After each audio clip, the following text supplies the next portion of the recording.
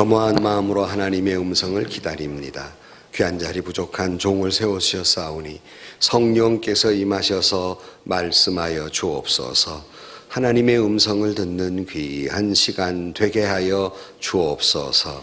예수님의 이름으로 기도하옵나이다. 아멘. 할렐루야. 오늘 아침도 주의 은혜가 우리 가운데 충만하시기를 주의 이름으로 축복합니다. 데이빗 왓슨이라고 하는 사람이 쓴 제자의 도라고 하는 유명한 책이 있습니다. 거기에서 그는 솔제니친의 말을 인용하고 있습니다. 뭐라고 인용하냐면 서구 사회는 핵을 쏘지 않더라도 망할 것이다 하는 이야기입니다. 요즘 우리가 북한의 핵 때문에 염려하지만 서구 사회는 핵을 쏘지 않아도 망할 것이다. 왜냐하면 그 글을 인용하면 왜냐하면 왓슨이 이런 말을 합니다. 교회 안에 우리가 예수님의 제자라 하는 교회 안에 많은 사람들 가운데에서 자리만 차지하고 있는 사람들로 메워져 있고 찬송을 불러도 빈 마음으로 노래를 부는 사람들로 채워져 있으며 설교를 들어도 설교를 자기 입맛대로 맛보며 앉아있는 사람들로 채워져 있다. 결코 이들은 진정한 의미의 하나님 주님의 제자가 아니다. 이렇게 말합니다. 여러분, 제자라는 게 뭡니까? 일반적으로 어떤 지식을 가르쳐주고 학문을 가르쳐주고 기술을 가르쳐주는 것, 물론 이것도 제자, 가르침을 받는 제자이지만 진정한 제자는 그것으로 끝나지 않지요. 그 스승의 인격을 닮아가고 그의 삶을 닮아가는 것, 이것이 진정한 제자일 것입니다. 우리가 예수를 믿는다, 또 신앙인이다, 또는 예수님의 제자들이다 라고 표현한다면 우리 모두는 당연히 예수님의 삶을 닮아가고 성품을 닮아가고 그의 걸어간 길을 따라가는 것이 진정한 제자일 것입니다. 그런데 교회 안에 그런 것은 간 곳 없고 그냥 자리만 숫자로 채워놓고 그저 찬송도 영혼 없는 찬송을 부르고 설교를 들어도 제 입맛에 맞는 말만 듣는 사람으로 메워져 있으니 망할 것이다 하는 거예요. 여러분, 우리가 왜 예수 닮은 삶을 살아야 합니까? 당연히 예수님이 내 안에 계시면 주님을 닮아가는 건 당연한 것이고요. 세상은 교회를 통해서 예수 그리스도를 보게 되고 사람들은 우리 믿는 사람들을 통해서 예수를 보게 됩니다. 예수님의 제자인 우리의 모습 속에서 예수를 보게 된다. 주님을 만나게 되는 것입니다. 그러므로 우리는 마땅히 예수 닮은 삶을 살아야 하는 것은 마땅함에도 불구하고 우리의 삶과 우리의 인격을 통해서 세상 사람들이 예수를 만나야 함에도 불구하고 우리의 스스로의 모습을 보면 참 그렇지 못한 부끄러움을 고백하지 않을 수 없으며 이 때문에 교회에서나 사회 속에서 믿는 사람이나 믿지 않는 사람이나 불신이 팽배해 있고 심지어 가정 안에서도 믿지 않는 사람들이 믿는 사람들을 불신하는 그런 부끄러운 모습까지 이르는 것을 보면 마음 아프지 않을 수 없고 어쩌다 이렇게 됐을까? 왜 이렇게 됐을까? 이렇게 묻는다면 대답은 우리가 예수님 닮지 못했기 때문입니다. 우리의 삶 속에 예수님을 발견하기 어렵기 때문입니다. 그래서 사회 속에서 사회 역시 우리가 사회를 불신해야 되는데 사회가 교회를 불신합니다. 왜 그렇습니까? 오늘날 교회마다 모습들을 보면 예수님의 모습은 간 곳 없고 세상의 모습만 가득 차 있기 때문이며 성경의 말씀의 원리는 간 곳 없고 세상의 원리로만 이루어진 교회가 돼가고 있습니다. 조직화 그리고 제도화 되기를 시작합니다. 이것이 우리의 처한 현실입니다. 다시 말하면 우리의 주님의 가르침과 우리의 말과 우리의 행동이 다르기 때문에 우리 스스로가 이 불신을 서로 간에 심어 놓았고 사회 속에 그런 이미지를 심어 놓았다는 것을 부인할 수 없습니다. 어느 불교학자가 예수님에 대해서 매력을 느끼고 기독교에 대해서 매력을 느껴서 성경을 읽기를 시작했어요. 과연 성경을 읽고 그의 결론입니다. 정말 성경을 읽으니 내가 예수는 믿지 않지만 예수라는 분은 정말 훌륭하고 놀랍고 위대한 인물이다. 그런데 예수 믿는 사람들이 예수님과 같지 않다는 것은 이해되지 않는다. 이처럼 훌륭한 예수님을 믿고 따른다는 사람들 속에서 예수님과 같은 모습이 없다는 거예요. 자기가 성경을 읽어보니까 이해되지 않는다 하는 거예요. 우리는 이 말씀을 들을 때마다 우리는 때로는 우리 스스로에 대해서 불신감을 느끼고 그리고 우리 스스로에게 대해서 탄식하고 고민하지 않을 수 없으며 스스로에게 예수 믿는 사람으로 몇 주 전에 말씀드린 대로 자긍심조차 잊어버리는, 긍지조차 잃어버리는 심각한 문제에 도달해 있습니다. 왜 그럴까? 왜 우리는 신앙생활하면서 이런 모습일 수밖에 없을까? 왜 우리는 자주 넘어질까? 왜 이렇게 불신임을 받는 것일까? 한마디입니다. 예수님을 닮지 못했기 때문입니다. 우리 속에서 예수님이 발견되지 않기 때문입니다. 그러므로 우리 스스로도 자기 신앙생활 하면서도 우리의 위선적인 모습, 우리의 모순된 모습을 스스로가 발견하면서 신자로서 자책을 하기도 하고 또는 타인의 신앙인으로서의 위선적인 모습에 대해서 모순에 대해서 지적하기도 합니다. 여기서 여러분 우리가 타인의 위선에 대해 지적하고 모순에 대해서 지적한다는 것은 그 지적한 자신이 예수 닮지 못했기 때문입니다. 정말 예수님을 닮은 사람은 그러지 못해요. 여러분 우리는 예수님을 닮은 모습을 찾아보기가 참 어렵습니다. 참 저 사람 예수님 닮은 사람이다. 참 어렵습니다. 예수님 닮는다고 하는 것은 예수님의 성품과 그의 삶을 닮아가야 하는데 그 모습을 발견하기가 참 어렵습니다. 오늘 본문의 말씀은 성령의 9가지 열매로 유명한 말이죠. 성령의 열매는 사랑과 희락과 화평과 오래 참음과 자비와 양성과 충성과 온유와 절제다. 이 9가지를 이야기하고 있어요. 성령 충만의 열매.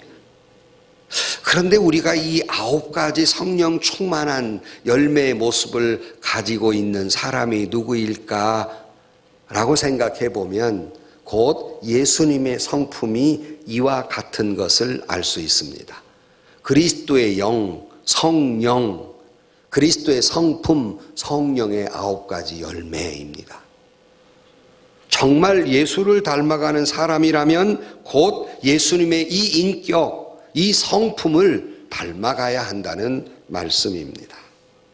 우리는 또 이 말씀 앞에 고통을 느낍니다. 왜냐하면 이 말씀 앞에 우리 자신이 작아지는 것을 느끼기 때문에, 부족함을 느끼기 때문입니다. 우리는 예수를 닮아가야 한다는 것을 알면서도 이런 열매들이 부족하기 때문에 부끄러움을 말하지 않을 수 없습니다. 오늘 아침 신앙인이란 예수 닮아가는 사람들인데 그 예수를 닮는다고 하는 것은 그의 인격과 성품으로 닮는다는 것인데 그 성품을 닮는다는 것은 바로 이 성령의 9가지 열매의 성품입니다. 오늘 아침 이 말씀을 통해서 우리 모두가 성령으로 충만케 되셔서 예수 닮은 삶을 살아가되 성령의 9가지 열매를 맺으며 살아가는 예수 닮은 저와 여러분들이 되실 수 있기를 주의 이름으로 간절히 축원합니다. 그 첫 번째로는 이 성령의 9가지 열매가 무엇인가 하는 거예요. 물론 오래전에 제가 이 성령의 9가지 열매를 하나하나 주제 삼아서 시리즈로 설교를 한 바가 있습니다만은 오늘은 그런 시간이 없기 때문에 라이트 푸드라고 하는 분이 이 성령의 9가지 열매를 3가지로 이렇게 구분해 놓았습니다. 우리가 살아가면서 3가지 관점 대상과 살아가고 있는데, 하나는 하나님과의 관계에서 살아가고 있고, 하나는 이웃과의 관계에서 살아가고 있고, 하나는 자기 자신과의 관계예요. 이 3가지 관점에서 이 성령의 9가지를 이렇게 나누어 놓았는데, 첫 번째로 정말 그가 그 안에 주님이 계시다면, 정말 그가 그 마음에 예수를 모신 자라면 하나님과의 관계에서 다음 3가지 열매가 있어야 한다는 겁니다. 그것이 앞부분의 3가지입니다.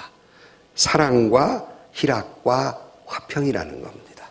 이것이 진정 예수 만난 사람의 성품, 진정 예수를 만난 다음에 변화된 성품이에요. 이 사랑은 이때 아가페, 무조건적인 사랑이지요. 예수 만나면 이 사랑의 모습이 그에게 하나님 닮아가는 거니까 그런 모습이 있고, 이때 희락이라고 하면 세상의 기쁨이 아니라 예수 만난 기쁨, 그리스도의 사랑으로 인한 감격. 예수를 만나면 당연히 감격이 있어야 한다는 겁니다. 날마다 기쁨으로 살아가는 사람이라는 거예요. 그리고 화평 그랬습니다. 예수 만난 사람은 그 마음에 화평하고 피스메이커, 화평을 만드는 사람이 될 수밖에 없다. 예수님이 하나님과 인간 사이에, 인간과 인간 사이에 화평을 만들어 놓았듯이 그 마음에 주님이 계시면 당연히 마음이 화평하고 화평의 사람이 된다는 말씀이에요. 사랑하는 성도 여러분, 그리스도를 모신 사람으로서 주님의 사랑받은 자로 아가페적 사랑을 품고 주님의 그 사랑에 감격한 희락이 있고, 주님이 계심에 무슨 일이 있어도 환경을 초월해서 마음의 화평과 평안을 누리며 살아가는 저와 여러분들이 되시기를 주의 이름으로 축복합니다. 예수가 그 마음에 있으면 당연히 이런 모습이어야 한다는 거예요. 우리가 살면서 믿지 않는 친구로부터 그런 말 들은 적이 없습니까? 너 예수 믿는다며? 너 예수 믿으면 무슨 재미로 사냐? 혹시 그런 말 안 들어보셨어요? 그 사람들이 무슨 재미로 사냐 하는 말의 뜻은 뭐죠? 술도 못 마시고 담배도 못 피고 세상의 쾌락도 못 즐기고 주일날 놀러도 못 가고 뭐 하지 말라는 거 많고, 너 무슨 재미로 사냐? 그렇게 질문을 받습니다. 여러분, 심각한 모습이 다 그런 질문을 받은 것 같아. 근데 더 심각해지는 건 그 말에 대답할 말이 없어. 아니라고. 근데 여러분, 이렇게 그런 질문을 받을 때마다 이렇게 되질문하십시오. 어떻게? 너 예수 안 믿고 무슨 재미로 사냐? 동감을 안 하시네? 누가, 쥐가 나더러 예수 믿고 무슨 재미로, 너는 안 믿고 무슨 재미로 사냐? 왜 이 말을 못 하느냐? 내가 없거든. 나 예수 안 믿고 재미가 없거든. 예수 믿고 재미가 없거든, 내 안에. 왜? 무슨 재미가? 사랑이 없고 희락이 없고 평안이 없거든. 그러니까 그 질문을 못 하는 거예요. 적어도 예수 만난 사람 마음에 항상 사랑이 넘치고, 예수 만남으로 항상 기쁨이 있고, 예수 만나게 했기 때문에 내가 화평이 있기에 너는 어떻게 예수 안 믿고 무슨 재미로 사냐? 이렇게 질문할 수 있는 내 마음의 사랑과 희락과 화평이 있기를 주의 이름으로 간절히 축원합니다. 세상이 맛보지 못한 사랑을 우리가 누리고 살며 세상이 알지 못하는 하나님의 사랑에 대한 기쁨과 감격이 있으며 세상 사람이 알지 못한 주 안에 있는 화평이 있으니 예수 안 믿고는 우리는 아무 재미도 없는 사람들이에요. 그러므로 진정 그리스도를 만난 사람은 이와 같은데, 반대로 이야기해 봅시다. 예수가 없는 사람은 그 마음에 황폐화된 심령이 될 수밖에 없어요. 예수가 없는 사람의 기쁨도 평안도 평화도 없어요. 주님 닮지 못한 모습입니다. 그런 사람에게는 주님이 없음을 알게 돼요. 교회는 나와 있지만 그가 사랑이 없고 희락이 없고 화평이 없다면 그 안에는 주님이 없는 겁니다. 내 안에 주님이 계심에 사랑과 희락과 화평의 열매로 살아가는 이런 성품으로 살아가는 저와 여러분들이 되시기를 주의 이름으로 축원합니다. 두 번째 세 가지를 또 이렇게 나누어 놨어요. 바로 그것은 이웃과의 관계에서 그 다음에 세 가지입니다. 오래 참음과 자비와 양선이에요. 오래 참음.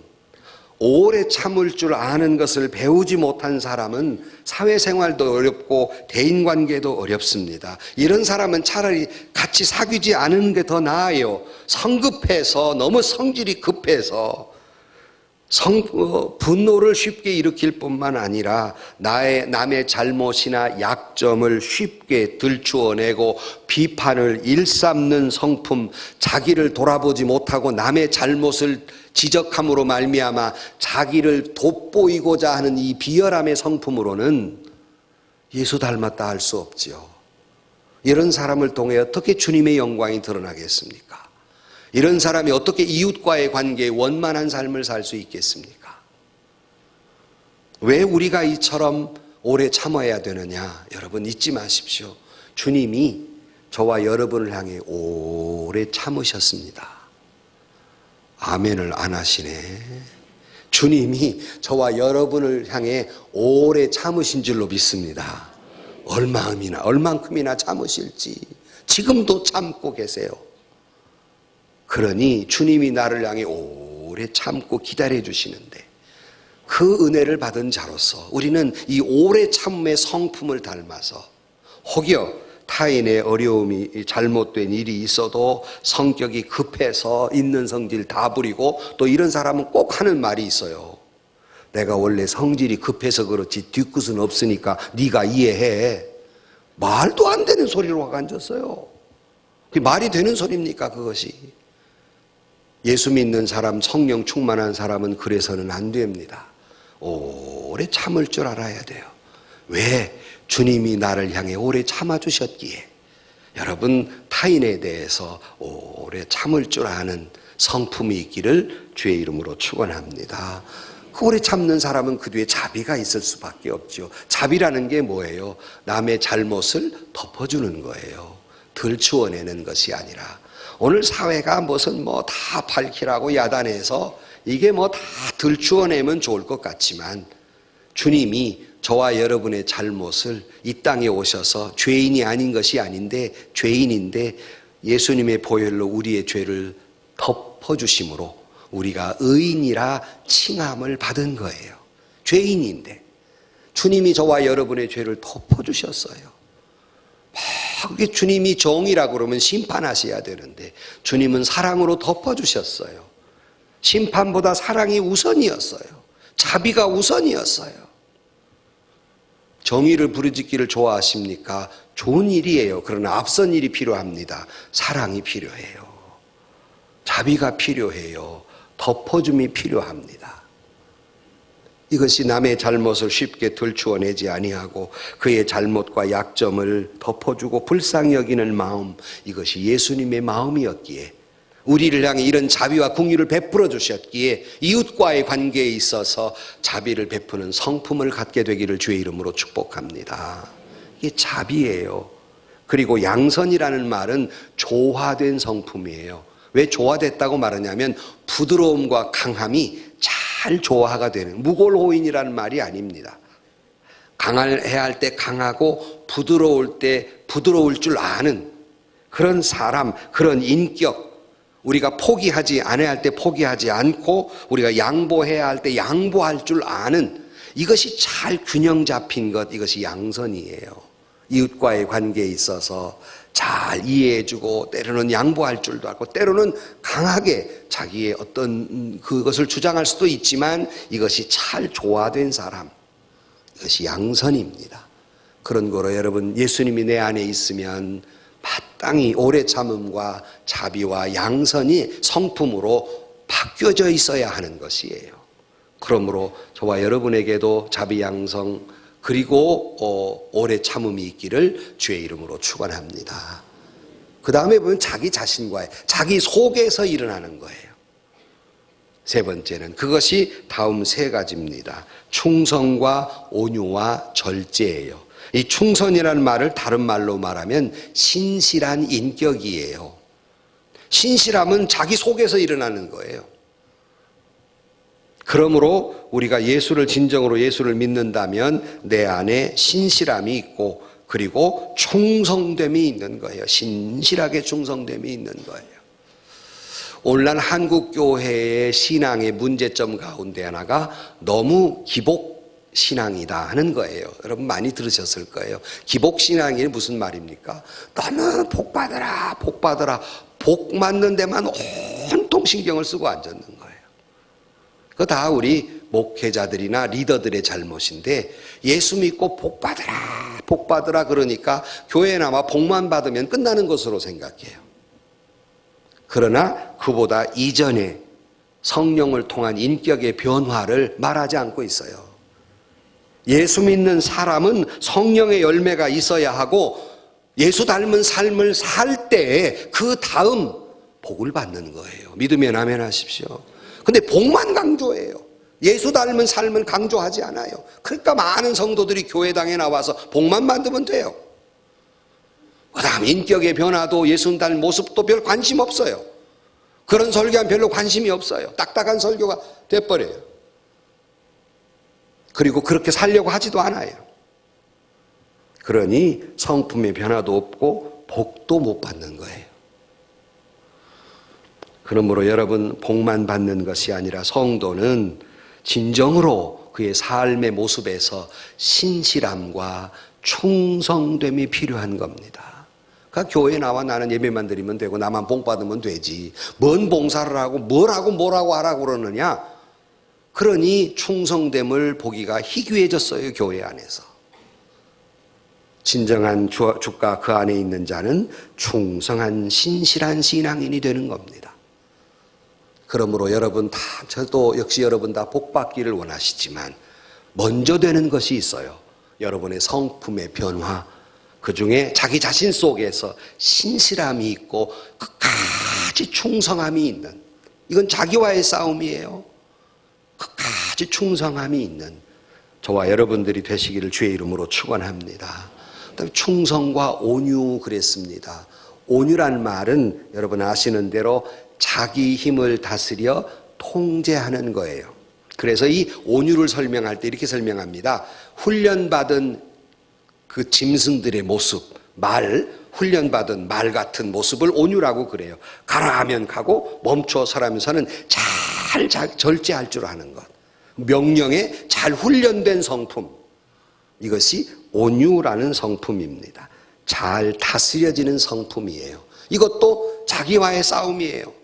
있는 없는 성품 다 부리는 것, 자기와의 싸움에 실패한 거예요. 정말 성령이 그 안에 있으면 자기의 성품을 잘 다스릴 줄 알아요. 다 기본 성품이 있죠. 목자들은 제게 말합니다. 목사님, 그 본래 성질은 못 버립니다. 못 버리죠. DNA가 그렇게 생겼는데 문제는 어떻게 그걸 다스리느냐예요. 어떻게 훈련을 통해서 예수 닮은 모습으로 성령에 다스려져서 그 성품이 잘 다스려지느냐예요. 거기에 실패한 거예요. 이게 온유입니다. 마지막에 절제입니다. 욕망을 극복하는 것. 본성이라는 건 다 있습니다. 욕망이라는 건 다 있는 거예요. 그걸 나쁘다라고 말하지 않아요. 욕망 자체를 나쁘다고 말하지 않습니다. 문제는 절제되지 못한 욕망이 부끄러운 거지요. 요즘 미투 운동이 확산이 돼서 오늘 아침도 별소리 뉴스가 나오는데, 저는 대한민국 땅에, 아니 이 세상에 살면서 남자라는 게 이렇게 부끄러울 수가 없어요. 절대되지 못한 욕망도 이건 잘못이에요. 이건 추한 것이에요. 욕망도 절대될 때 아름다운 것입니다. 이건 자기와의 싸움이에요. 그러므로 우리가 세 번째 예수님 닮아야 할 성품은 충성과 온유와 절제다. 그래서 이것을 세 가지로 구분하고 있습니다. 이 성령의 9가지 열매예요. 우리 모두는 내 안에 주님이 계심에 성령의 9가지 열매, 그 성품으로 변화된 삶을 살아가는 저와 여러분들이 되시기를 주의 이름으로 축원합니다. 근데 크게 두 번째로는, 그런데 이것을 하나로 다시 줄여보면 무슨 말이 될까 하는 거예요. 우리는 신자의 인격은 예수 그리스도가 내 안에 흘러 들어와 그리스도의 모습을 세상에 보여주며 살아가는 것이 신앙인의 삶입니다. 그래서 신학자 존 스토트가 이렇게 말합니다. 술 취한 사람은 짐승같이 살고 성령 충만한 사람은 그리스도같이 산다 그랬어요. 여러분, 정말 성령으로 충만한 사람은 예수 닮은 삶을 살게 되는 겁니다. 내 안에 성령이 있음에, 내가 성령의 영향력 아래 있음에, 성령이 나를 주장하고 있음에, 성령이 나를 지휘하고 있고, 성령이 나를 통제하고 있고, 성령이 나의 모든 행동하는 것들을 지배하고 있기 때문에 우리는 성령 충만함 받는 사람은 그리스도같이 살게 되는 겁니다. 신학자 모를 감독이 이렇게 말합니다. 당신 자신의 속사람과 당신 자신의 모든 의지와 영혼으로 거룩한 환경에 있게 하며, 그리고 거룩하신 성령께서 당신 자신을 마치 물이 스펀지를 적시듯 완전히 진압하도록 하라, 그런 말을 해요. 거룩하고 그 다음에 성령 충만을 뭐라고 표현하냐면, 이 스펀지에 물이 꽉 차서 물이 스펀지를 진압하는 것처럼 내 안에 주님으로 가득 차서 내가 나를 오거하는 것이 아니라 성령이 이끄시는 대로의 삶, 이것이 성령 충만이며, 이것이 이렇게 살 때 성령의 열매가 맺혀지게 되는 것입니다. 성령 충만하지 않기 때문에, 성령이 내 안에 충만하지 않기 때문에 내 삶에 아무런 영향력이 없고, 복음이 내 삶이 전혀 변화되지 못하고 세상에 나아가서 그리스도의 모습을 보여주지 못하는 거예요. 그래서 사도 바울을 통해서 너희는 세상의 술과 향락에 취하지 말고 오직 성령의 지배를 받으라고, 성령의 열매 예수 닮은 삶을 살라고 본문에서 말씀하고 있는 것이에요. 그런데 이 9가지 열매, 성령에 젖어 살아가는 삶의 모습을 하나로 이야기한다면 무슨 말이 될까?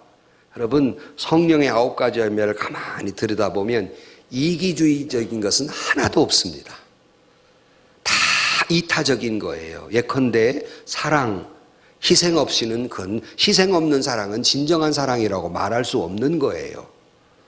긍휼과 자비, 이 또한 역시 이타적으로 생각하자면 불가능한 거예요. 그러므로 성령 충만의 예수 닮은 삶이라는 것은 곧 주님이 이 땅에 오셔서 당신의 모든 생명과 모든 걸 몽땅 주시고 우리를 구원하신 것처럼 그의 삶을 뒤따라가는 삶이라면 주님은 한 번도 이기주의적으로 사신 적이 없어요. 모든 삶은 몽땅 우리를 위해 내놓으신 이타주의적 삶, 이것이 성령 충만한 자의 삶이라고 말할 수 있습니다. 봉사도 이타주의적이지 않으면 어떻게 봉사합니까? 충성도 이타주의적이면 어떻게 충성합니까? 주의 종이라는 이름도 이타주의적이지 않으면 어떻게 종이 될 수 있습니까? 사랑에서 절제까지 9가지를 놓고 보면 하나도 이기주의적인 모습은 없습니다. 전부 다 주님처럼 이타주의적인 거예요. 그러나 오늘날 현대인들은 나라고 하는 성을 단단히 견고하게 쌓아놓고 출입문도 꽉 닫아놓고 빠져나오지 못한 채 자기 중심적으로 삶을 살아가는 것이 현대인의 특성이며, 사도 바울은 이것이 말세적 모습이다, 이렇게 표현하고 있습니다. 자기만 사랑하는 것은 말세적 증거이다 하는 거예요. 이것이 현대인의 모습입니다. 어느 TV에서 한 젊은이가, 한 나이 드신 분이 이렇게 말해요. 요새 나는 내 잘못을 쉽게 시인하지 못하고 어떻게 자꾸 내가 고집만 세워지고 그렇다, 이렇게 말했어요. 그랬더니 젊은이가 그렇게 말합니다. 늙었다는 증거입니다, 그러더라고. 늙으면 자기 잘못 시인이 잘 안 돼요. 그리고 변화하지 못하고 자꾸 고집만 세워요. 그 젊은이가 늙었다는 증거입니다, 그래요. 웃는 사람은 왠지 늙은 사람들인 것 같아요. 이 시인하지 않을 수 없고, 저도 그렇고. 여러분, 이 말처럼 내가 이기주의적으로 산다는 것은 말세적 모습이 증거예요. 내 안에 주님이 없다는 증거예요. 누구나 다 본성은 있습니다. 근데 이 본성이, 이기주의적인 본성이 이미 인간이 죄를 지을 때부터 시작된 본성이에요. 이기주의적인 것이. 언제냐? 아담과 하와 때부터. 아담과 하와가 범죄한 다음에 하나님이 물으셨죠. 아담아, 아담아, 어쩌다가 그렇게 됐냐? 그러면 서로 내 탓입니다. 제가 잘못해서 그랬습니다. 해야 돼요. 아담은 아담대로 당신이 보내준 여자 때문에 이렇게 됐습니다. 하와는 하와대로 아담 때문에 이렇게 됐습니다. 서로 원망하고 불평하기 시작합니다. 이것이 죄 지은 자의 첫 번째 모습이었어요. 이것이 오늘날까지 이기주의적으로 내려오는 겁니다. 책임지려 하지 아니하고 자기만을 위해 살아가는 이 버릇이 인간의 죄가 들어오면서부터 시작된 모습입니다. 이것이 고쳐지는 것은 예수 만나고 성령 충만할 때 이런 이기주의적인 죄인의 모습이 변화해서 예수님을 닮은 이타주의로 살게 될 줄로 믿습니다. 그래서 오늘 성령의 9가지 열매지만 로마서 12장 10절에는 이렇게 좀 더 이타주의적인 모습을 이렇게 표현하고 있어요. 10절 이하에 형제를 사랑하여 서로 우애하고 존경하기를 서로 먼저 하며 성도들의 쓸 것을 공급하며 손대접하기를 힘쓰라. 즐거워하는 자와 함께 즐거워하고 우는 자와 함께 울라. 서로 마음을 같이하며 높은 데 마음을 두지 말고 도리어 낮은 데 처하며 스스로 지혜 있는 채 하지 말라. 이 모두가 이타주의적인 거예요. 이것이 성령 충만, 성령의 열매입니다. 진정으로 성령 충만해서 예수 믿는 사람은 그리스도를 닮아가야 하고 이타주의적으로 살게 된다는 말씀이에요. 그것이 교회 안에서는 물론이고 교회 밖에서 가정에서도 마찬가지예요. 조금 전에 아담과 하와를 말했지만 여러분 혹시 우리 스스로를 되돌아볼 때 남편 된 여러분, 예수 믿는 남편 된 여러분은 아내에게 어떤 모습으로 비춰져 있습니까? 이기주의적인 사람으로 비춰져 있습니까? 이타주의적인 사람으로 보여지고 있습니까? 아내 여러분들은 여러분의 남편에게 어떤 모습으로 비춰지고 있습니까? 부모된 여러분은 자녀들에게 여러분은 어떤 모습으로 보여지고 있습니까? 예수 닮은 사람, 이타주의적인 사람으로 보여지고 있습니까? 예수 없는 사람, 이기주의적인 사람으로 보여지고 있습니까? 유명한 전도인 화이트필드라고 하는 분이 한번 어떤 성도가 와가지고 그래요. 목사님, 저기 있는 사람, 저 사람 진짜 크리스찬입니까? 이렇게 물었어요. 그랬더니 이 목사님이 대답이 이런 겁니다. 잘 모르겠습니다. 난 아직 그의 부인의 이야기를 들어보지 못했습니다. 그랬어요. 이게 뭔 말이야? 이게 동문서답 같아. 이 말의 뜻이 뭐예요? 저 사람이 진짜 크리스찬인가 아닌가 나는 모르지만 누구는 안다? 부인은 안다. 그러면 여러분들도 마찬가지라는 거예요. 여러분의 아내에게 물어봐야 돼요. 여러분의 남편에게 정말 크리스찬 맞습니까? 물어봐야 돼요. 우리는 진정한 크리스찬으로 입으로만 주여줘야 하는 것이 아니라 진정한 크리스찬은 가정에서도 이기주의적이 아니라 이타적인 사람으로 그런 인격으로 살아가는 모습이에요. 이것이 진정으로 성령 충만하고 예수 닮은 사람의 모습입니다. 바라기는 여러분 성령이 여러분 가운데 함께함으로 말미암아 이 이기주의적에서 벗어나서 주님처럼 십자가를 달려 돌아가신 주님처럼 당신을 몽땅 세상을 위해 내어놓은 것처럼 그렇게 이타주의적으로 살아가는 예수 닮은 저와 여러분들이 되시기를 주의 이름으로 축원합니다. 끝으로 세 번째, 이거 아무리 생각해도 정말 예수라는 이름 자체가 이타주의적인 것인데 이 땅에 오서 죄인을 구원하시는 이 죄의 값을 지불하셨다고 하는 이름 자체가 이타주의적인 것인데 아무리 생각해도 이 말씀을 볼 때마다 마음의 가책과 부담을 느끼는 것은 우리도 아직도 그 주님의 모습을 닮아가지 못한다는 데서 우리는 우리 스스로에게 낙심하기도 합니다. 자, 오늘 또 목사님 그렇게 말씀하시는데 정말 예수 믿는다면 정말 그렇게 살아야 하는데 그렇지 못한 나 자신을 볼 때 자신감을 잃어버리고 낙심하게 됩니다. 여러분, 예수 닮는 게 그렇게 쉬운 일이 아니죠. 예수님 닮는다는 건 다른 말로 말하면 하나님을 닮는다는 얘기인데 그게 어찌 쉬운 일이겠습니까? 결코 쉽지 않습니다.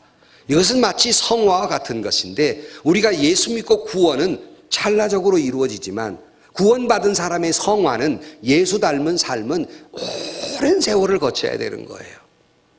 그렇기 때문에 결코 쉬운 일은 아닙니다. 이것은 어마어마한 주제를 함유하고 있기 때문에 이것이 쉬운 일이 아니나 성경은 그의 해결책을 이야기하고 있어요. 할 수 없는 걸 우리에게 하라고 말씀하지 않고 그의 해결책을 말씀하고 있습니다. 오늘 본문이 성령의 9가지 열매가 그것이 예수 닮은 성품이라고 하면 너의 열매로 이렇게 9가지 열매를 맺으라 하지 않았어요. 신자로서 너는 이렇게 9가지 열매를 맺으라 하지 않고 앞에 9가지 열매 앞에 뭐라고 그랬어요? 성령의 열매는 이라고 전제하고 있습니다. 우리 자신이 결단하고 다짐한다고 해서 이 열매가 맺어지는 것이 아니라 성령에 의해서 이 9가지의 열매와 성품으로 변화된다는 말씀입니다. 믿으면 아멘 하십시오. 그러므로 이 작업은 지금도 이루어지고 있는 거예요. 내가 아직도 이 말씀에 비추어서 부끄럽고 부끄럽지만 이 목사 저 자신에게도 여러분 모두에게도 하나님의 이 작업은 성령의 역사는 이 말씀을 통해서도 지금 계속해서 변화의 역사가 일어나고 있는 줄로 믿습니다. 그래서 성령에 의해서예요. 성령에 의해서만 아게페적인 사랑을 할 수 있고 성령에 의해서만 내가 오래 참을 수 있고 성령에 의해서만 내가 온유한 그리고 절제한 삶을 살 수 있지 인간 이 암흑의 인격으로는 불가능한 존재예요. 애당초 처음부터 불가능한 존재들이에요. 여러분이 결심한다고 되는 게 아니에요. 다짐한다고 되는 게 아니에요. 여러분 안에 성령이 역사하면 능치 못할 일이 없는 줄로 믿습니다. 그러므로 길을 열어놓으신 거예요. 나의 열매가 아니라 성령의 열매로 이런 변화된 삶을 살라고 말씀하고 있는 것이 옳시다. 그러면 성령은 도대체 뭐 하실까? 내 안에서 지금 뭐 하고 계실까? 예수 믿는 순간 여러분 안에는 다 성령이 내재하고 계십니다. 느끼지 못하는 거지. 바람이 지나가는 걸 못 느끼듯이 내 안에 성령이 계시는데 느끼지 못하는 것처럼 이미 성령이 작동하고 있어요. 그럼 내 안에 성령이 뭐라고 하실까? 처음에 예수 믿는 순간은 버팁니다. 내가 예배당만 가면 됐지. 뭐 하지 말아라, 뭐 하지 말아라, 뭐 사랑해라, 원수를 7번씩 사랑해라. 이거 뭐 불가능한 거다, 이거는. 그거 목사님 좋은 말이고, 안 되는 거야. 나한테 상처만 되고, 힘들다 하고 사람은 누구나 다 저항을 하게 돼 있습니다. 그래서 이 저항이 계속 싸우는 거예요. 켄터키주의 루이빌의 사우스 이스트 크리스찬 교회에 목회하는 카일 아이들먼이라는 목사님이 계신데 깜냥의 설교를 잘한다고 소문난 목사님인데 메일 한 통이 왔어요. 메일은 자기를 교회 명부에서 지워달라는 메일이었어요. 그러니까 교회를 안 나오겠다는 얘기죠. 그래서 목사님이 전화를 했어요. 아니 우리 교회를 다니는데 왜 교회를 안 나오셔를 합니까? 그랬어요. 근데 지워달라 그러면서 뭐라고 썼냐면 목사님의 설교가 마음에 안 들어서 얘기한 거예요. 그래서 내 설교가 뭐가 마음에 안 들어서 교회를 안 나온다고 하시는 말씀입니까? 그랬더니 이분이 하는 말이 목사님 설교를 들으면 내 삶을 다 뒤집어 놓는 것 같아가지고 내가 도저히 교회를 못 나가겠습니다. 무슨 말입니까? 말씀의 영향력이 내 안에 역사하니까 괴로운 거예요. 내 안을 내가 바뀌어지는 게 싫은 거예요. 그러면 그가 하는 말입니다. 교회 나가라면 교회 나가겠습니다. 기도하라면 교회 기도하겠습니다. 단 예수 닮으라는 말을 하지 마십시오. 그리고 교회 차 뒤에다가 물고기 막 붙이라면 내가 붙이겠습니다. 밥 먹을 때마다 기도도 하겠습니다. 그러나 주님을 따르라는 말을 하지 마십시오. 무슨 말입니까? 교회는 다니는데 주님대로 닮아가기가 너무 힘들다는 거예요. 저항하는 것이죠. 우리 자신이 우리 본능적으로 그렇게 돼 있습니다. 그래서 대단히 힘들지만 내 안에 지금도 성령이 역사하고 계시면서 이 두 마음이 싸우는 거예요. 그러면서 성령은 이렇게 우리 안에 역사하십니다. 여러분 안에 성령께서 먼저는 나로 하여금 자꾸 주님을 보게 만들어요. 내 마음속에 지금도. 이게 무슨 말이냐면 내가 나로 하여금 주님을 자꾸 보게 만든다는 것은 주일날 예배당에 와 설교를 듣게 하고 그리고 나로 하여금 기도하게 하면서 부단히 주님을 바라보게 하는 것이 내 안에 성령의 역사예요. 그러므로 여러분 성령이 이끄시는 대로 주님 앞에 나와 말씀을 통해 주님을 만나고 기도를 통해 주님을 만나고 성령이 이끄시는 대로 주님만 바라봄으로 말미암아 예수 닮아가기를 주의 이름으로 축복합니다. 이것이 사실은 성령이 하시는 일이에요. 여러분이 교회에 나온 거 여러분이 선택해서 판단해서 이렇게 나오신 것이 아니에요. 성령이 여러분 안에 이미 역사하심으로 교회에 나오는 거예요. 코를 꿴다고 나와지는 게 아니잖아요. 내 마음에 그런 감동을 주신 거예요. 억지로 나온 것 같지만 또 하나 성령이 하시는 일이 있어요. 성령이 불이라고 말합니다. 불은 뭐냐? 태우는 능력이 있어요. 나의 못된 성품, 잘못된 습관 이런 것들을 하나님의 말씀을 듣다 보면 자꾸 내게 거룩한 부담감이 생기고 내 안에 그런 습관들을 버려야 하겠다고 하는 마음이 생기고 이것들을 다 불살라 주십니다. 그래서 로마서 8장 13절 말씀에 너희가 육신대로 살면 반드시 죽을 것이로되 영으로서 몸의 행실을 죽이면 살리니 그랬어요. 자꾸 내 안에 성령이 계셔서 못된 성품, 습관, 못된 죄든 것을 자꾸 끊게 만듭니다. 바라기는 저도 여러분도 성령의 불이 임하여서 우리의 못된 이 성품도 이 못된 습관도 이 못된 모든 일들도 불살라서 거듭나게 되기를 주의 이름으로 축원합니다. 불사로 정화하는 능력이 있어요. 또 하나 성령은 나로 하여금 그리스도의 성품을 닮아 행동하게 하십니다. 말씀대로 살게 역사하세요. 내가 결심한 게 아니라 성령이 역사하세요. 그것이 뭐냐면 빌립보 4장 13절 말씀에 내게 능력 주시는 자 안에서 내가 모든 것을 할 수 있느니라. 그러므로 내 성품의 변화는 예수님 닮아가는 변화는 내가 결단해서 되는 것이 아니라 내 안에 성령이 역사함으로 예수님 닮은 삶을 살게 되는 줄로 믿습니다. 그럼 우리는 성령을 의지해야 합니다. 성령이 내 안에 오시사 예수 닮은 삶을 살게 해 주옵소서. 전적으로 주님을 의지할 때 우리는 성령의 열매 맺는 예수 닮은 삶을 살게 될 줄로 믿습니다. 결론으로 말씀을 드립니다. 우리는 이 9가지 열매를 생각할 때마다 고민이에요. 이 중에 한 가지 열매를 나는 제대로 맺고 사는 것일까?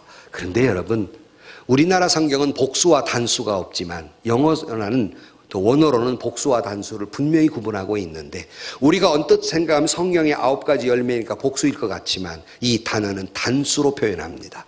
무슨 말일까? 성령의 열매는 9가지지만 이건 하나라는 거예요. 어느 하나도 부족하면 안 돼요. 그러니까 포도송이가 여러 가지 알맹이가 있지만 포도송이가 이루어져서 포도가 되듯이 9가지는 하나라는 겁니다. 바라기는 여러분 모두가 그중에 한 가지라도 제대로 열매를 맺지 못한다면 다 열매를 맺지 못하는 거예요. 눈 씻고 찾아봐도 내 안에 그런 열매가 없다면 다시 한번 여러분 모두가 성령으로 재충전돼서 성령이 내 안에 오시사 나로 하여금 예수 닮은 사람이 되게 해달라고 성령의 9가지 열매 맺는 사람이 되게 해달라고 주님을 깊이 의지하시기를 주의 이름으로 축원합니다. 그러면 성령께서 여러분을 다스리시고 성령이 여러분을 지배하시고 인도하셔서 사랑의 사람, 희락의 사람, 화평의 사람, 오래 참음의 사람, 자비의 사람, 양성의 사람, 충성과 온유와 절제의 사람이 되게 하시는 줄로 믿습니다. 이 설교를 듣고 오래 믿으신 분들은 이해가 하지만 이제 막 교회 나오시는 분들은 성령 충만이 뭐고 뭔지를 잘 모르실 거예요. 이 설교를 들음에도 불구하고. 그러나 한 가지만 기억하고 가십시오.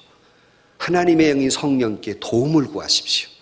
잘 알지 못해도 성령이여 내 안에 오셔서 예수 닮은 삶을 살게 해달라고 그렇게 구하시면 여러분이 잘 몰라도 성령이 여러분 안에서 역사해 주실 줄로 믿습니다. 나도 모르게 예수 닮은 삶을 살게 해 주실 줄로 믿습니다. 우리 모두 성령 충만 예수 닮은 삶을 살게 되기를 주의 이름으로 축원합니다.